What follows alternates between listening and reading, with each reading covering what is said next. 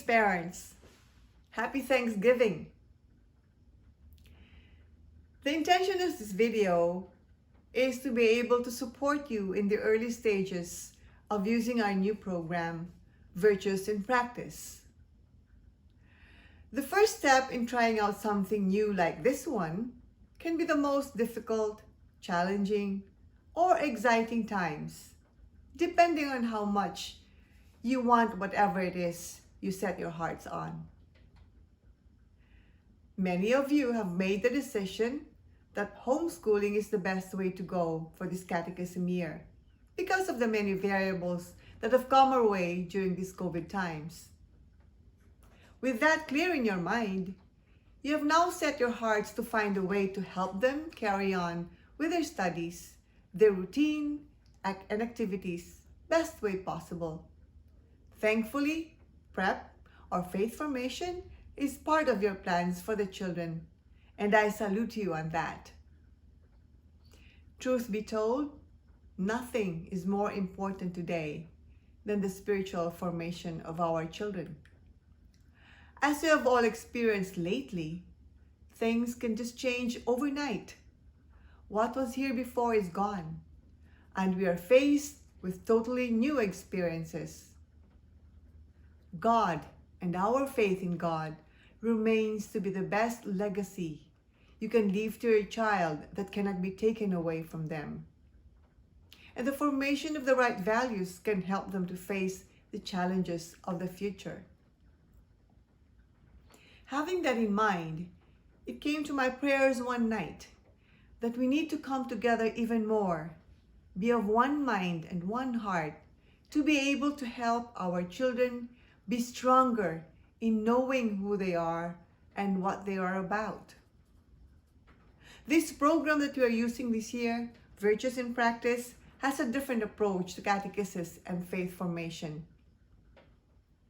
As homeschooling families, this would require a readiness of the parent to journey with the child. It is not teaching, but sharing the faith journey and being a witness to what we ourselves believe. For some, this could be a bumpy ride, especially if we ourselves have not been clear or reconciled with our own relationship with God.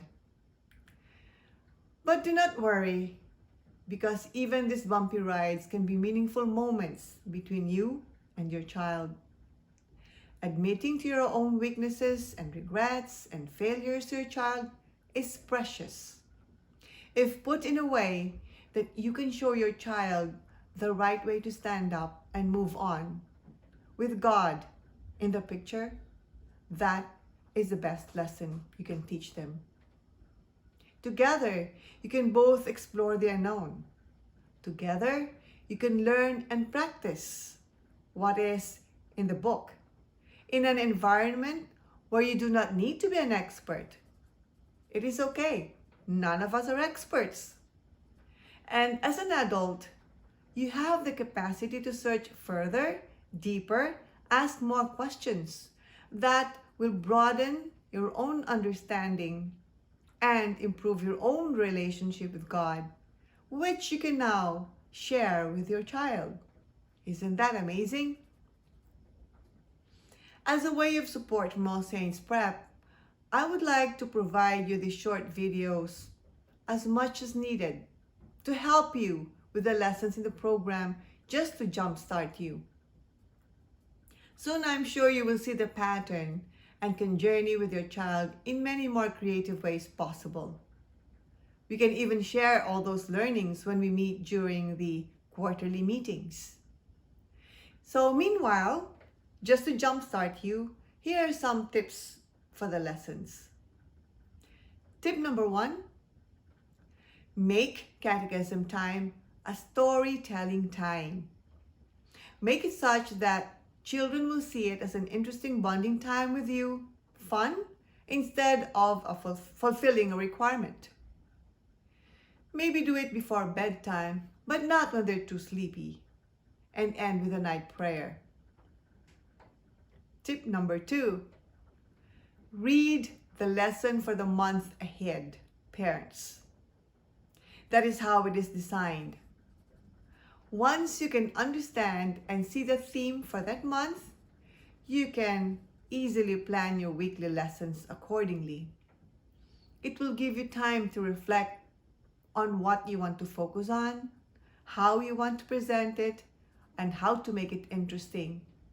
And it will also give you time to consult if needed. Tip number 3, go for comprehension and retention. Do not measure progress by how fast the child is able to read the lessons. Make them repeat a definition in various interesting ways until the vocabulary becomes second nature to them. Tip number 4, the program is designed to be lean in structure.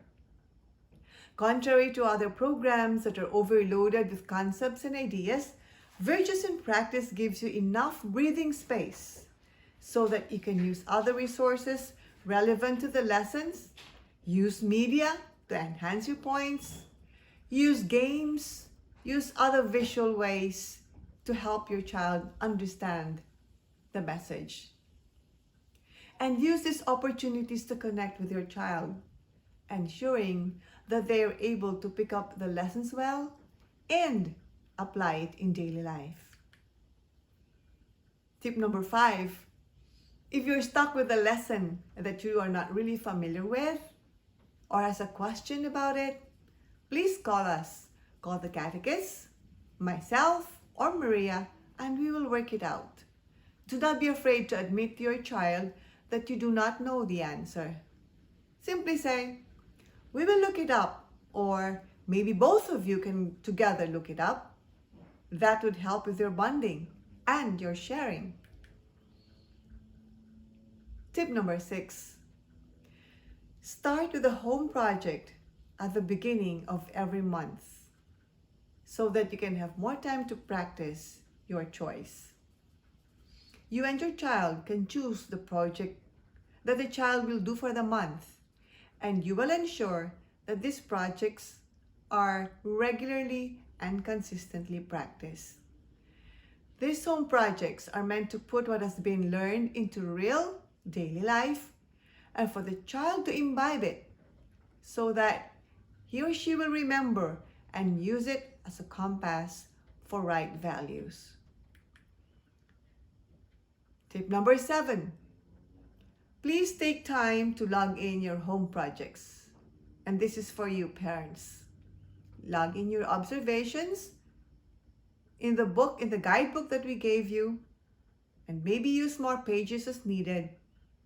Put down learning insights regularly so that you can remember them and also be ready for the quarterly meetings when we share.